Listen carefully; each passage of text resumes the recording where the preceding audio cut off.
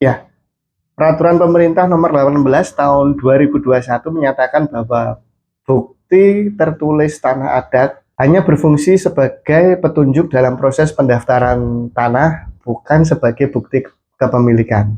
Dalam peraturan pemerintah, kalau nggak salah di pasal 96, itu menyatakan bahwa tanah-tanah yang belum bersertifikat yang dimiliki oleh perorangan itu wajib didaftarkan ke kantor pertanahan dalam jangka waktu 5 tahun sejak peraturan pemerintah ini berlaku. Setelah 5 tahun, bukti tertulis ini, bukti tertulis tanah adat ini itu bukan sebagai bukti kepemilikan, tapi hanya untuk petunjuk dalam proses pendaftaran tanah. Artinya peraturan pemerintah ini berlaku mulai 2 Februari 2026. Oleh karena itu, buat teman-teman atau ortu kalian yang masih punya tanah yang letter C, letter D, girik dan sebagainya untuk bisa segera didaftarkan ke kantor pertanahan setempat untuk disertifikatkan atau ikut program PTSL. Pemirsa, Kementerian Agraria Tata Ruang terus mendorong program pendaftaran tanah sistematis lengkap atau PTSL. Ya, dengan pendaftaran itu diharapkan terjadinya percepatan sertifikasi atas bidang tanah akan dapat dilakukan.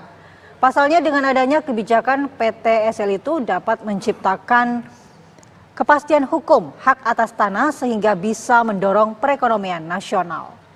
Kementerian ATR atau BPN menyosialisasikan program strategis Kementerian ATR BPN di daerah. Sosialisasi ini merupakan upaya memasyarakatkan program strategis Kementerian ATR BPN, khususnya program pendaftaran tanah sistematis lengkap atau PTSL. PTSL sendiri adalah pendaftaran tanah sistematis lengkap, yaitu program pemerintah untuk mendaftarkan tanah secara serentak di seluruh wilayah Indonesia. Program ini dilaksanakan oleh Badan Pertanahan Nasional, tujuannya untuk memberikan kepastian hukum atas hak tanah dan mengurangi sengketa tanah. PTSL sendiri mempunyai beberapa keuntungan, yaitu prosesnya lebih cepat dibandingkan pendaftaran tanah sertifikat lainnya, biayanya ringan, dan prosesnya mudah. PTSL sudah dijalankan dari tahun 2018 dan direncanakan oleh pemerintah berakhir pada tahun 2025. Inilah mengapa pemerintah akan terus gencar melakukan program sertifikasi, yaitu PTSL, pendaftaran tanah sistematis lengkap, agar seluruh warga di Indonesia, termasuk di Jawa Barat, termasuk di Kabupaten Bandung ini tentunya, bisa punya sertifikat yang jelas, sehingga tidak overlapping, tidak tumpang tindih dengan masyarakat lain, atau dengan perusahaan, atau dengan aset pemerintah. Apalagi kalau nanti diserobot oleh mafia tanah. Ini yang kita juga harus hindari. Oleh karena itu saya menghimbau tentunya atas nama Kementerian ATR BPN kepada seluruh warga agar mendaftarkan, segera mengurus sertifikatnya. Mudah sekali. Syarat-syarat untuk mendaftarkan tanah melalui PTSL adalah yang pertama ada KTP dan KK atau kartu keluarga. Yang kedua surat permohonan pendaftaran tanah melalui PTSL. Yang ketiga adalah pemasangan tanda batas atau patok yang berbatasan dengan tanah di sebelahnya, yang telah disepakati juga dengan pemilik di sebelahnya. Yang keempat adalah bukti surat tanah, ada letter C, letter D, girik. Yang kelima, bukti setor BPHTB dan PPH. Ini ada yang dikecualikan untuk masyarakat yang berpenghasilan rendah.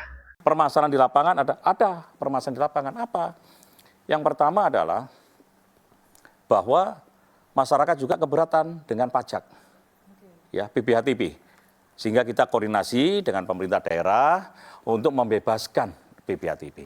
Ada beberapa daerah sudah membebaskan PPHTB, dan ada juga pemerintah daerah yang masih diatur oleh Perda, hanya 50%. Dan kami juga minta supaya khusus PTSL tolong dibebaskan PPHTB-nya. Tahapan-tahapannya dalam mengurus sertifikat melalui PTSL ini adalah pastikan wilayah tanah kalian itu termasuk dalam program PTSL. Kalian bisa mendatangi ke kantor kelurahan untuk memastikan bahwa wilayah tanah kalian itu ikut dalam program PTSL. Pendaftaran tanah PTSL ini melalui kantor kelurahan setempat atau kantor desa setempat dan kantor pertanahan setempat.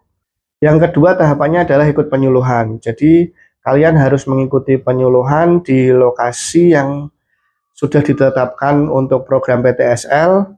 Nantinya kantor pertanahan ini akan memberikan penyuluhan kepada masyarakat yang lokasinya berada di suatu desa atau suatu kelurahan yang sudah ditetapkan untuk program PTSL. Tahapan yang ketiga adalah Gema Batas, gerakan bersama pemasangan tanda batas. Heviarita Gunaryanti Rahayu menargetkan bahwa pendaftaran tanah sistematis lengkap atau PTSL di Kota Semarang dapat selesai maksimal pada akhir tahun ini. Sehingga hal ini jauh lebih cepat dari target pemerintah pusat yang menargetkan PTSL harus selesai pada tahun 2025.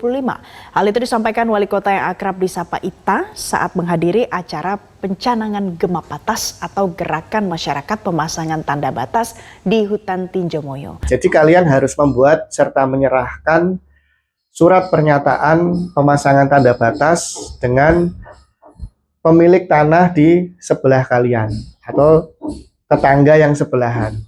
Tahapan yang keempat adalah pengumpulan data fisik dan data yuridis. Jadi kalian harus mengikuti prosedur pengumpulan data fisik dan data yuridis oleh petugas di lapangan. Data fisik dan data yuridis ini kurang lebih mengenai pengukuran tanah di lapangan, pengumpulan berkas-berkas seperti alas HED dan lain-lain. Yang kelima ini pengumuman. Hasil pengumumannya itu mencakup data fisik dan data yuridis yang tadi dikumpulkan ini akan diolah dan diteliti, kemudian 14 hari kemudian ini hasilnya akan diumumkan di kantor panitia adjudikasi PTSL dan kantor kelurahan setempat. Kemudian yang terakhir keenam ini adalah penerbitan sertifikat. Setelah penerbitan sertifikat PTSL yang sudah jadi ini akan diserahkan kepada pemohon. Nah, sebagai informasi untuk biaya PTSL ini dibebaskan biaya-biaya seperti biaya penerbitan sertifikat, biaya pengumpulan data yuridis, penyuluhan, biaya pengesahan, biaya pemeriksaan tanah, dan lain-lain. Tapi di luar hal-hal tadi yang saya sebutkan tadi, itu tetap dikenakan biaya. Misalnya untuk penyediaan surat tanah bagi yang belum punya, kemudian ada biaya pemasangan patok atau pemasangan batas tanah, kemudian ada biaya BPHTP, biaya perolehan hak atas tanah dan bangunan, dan ada PPH jika ada. Hanya dipungut biaya Rp150.000 itu berdasarkan SKB 3 Menteri, ya, Menteri Desa, Menteri Dalam Negeri, dan Kementerian ATR.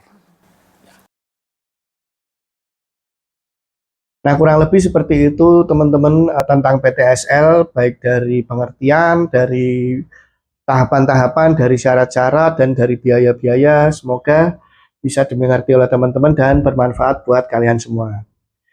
Di video selanjutnya saya akan membahas cara mengurus sertifikat PTSL yang statusnya masih BPHTB atau PPH terutang. Terima kasih sudah menonton video ini. Jangan lupa like, subscribe, dan share video ini. Jangan lupa juga follow Instagram saya @rizalzulumiproperty. Jangan lupa juga untuk nonton video saya yang lainnya.